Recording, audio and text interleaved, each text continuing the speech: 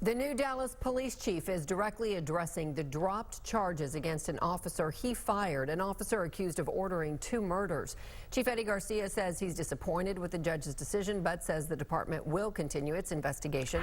Fox 4's Natalie Solis joining us with the story. Natalie.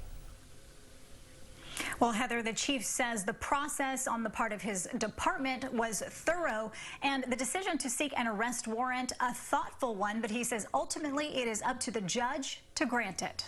And we're going to continue to thoroughly investigate this case, which we feel and still feel we have probable cause for. Chief Eddie Garcia vowing to push the investigation forward into the alleged dealings of fired officer Brian Reiser. Wednesday, Reiser released after more than a month in jail on a $5 million bond.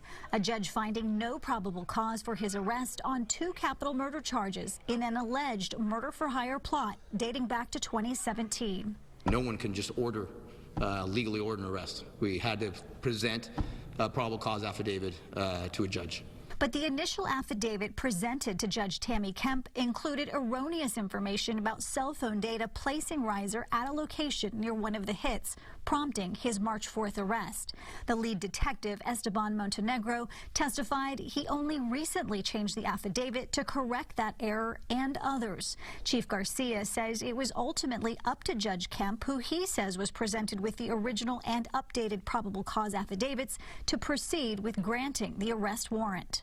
When we knew about that mistakes, I mean, obviously it was recent around the time that they reissued the warrant, which again, for the second time, was signed by Judge Kemp. So now not only one time was signed by Judge Kemp, but after corrections were made, and after Detective Montenegro admitted the corrections that needed to be made, was then once again signed by Judge Kemp, somewhat solidifying our position that we believed we had probable cause.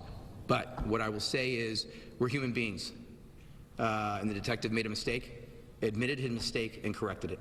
At Wednesday's hearing, the prosecutor said there were at least 2 meetings between police and the DA's office where they expressed concerns about probable cause in the case. Still others question why the warrants weren't withdrawn if red flags were apparent. Outside observers like Tarleton state criminologist Alex Del Carmen say the department may have other issues to address as well, repairing what could be a credibility issue with the community. I think the chief has a task, a very difficult task ahead, which is to tighten up those loose ends, be able to hold people responsible for what happened, and be transparent.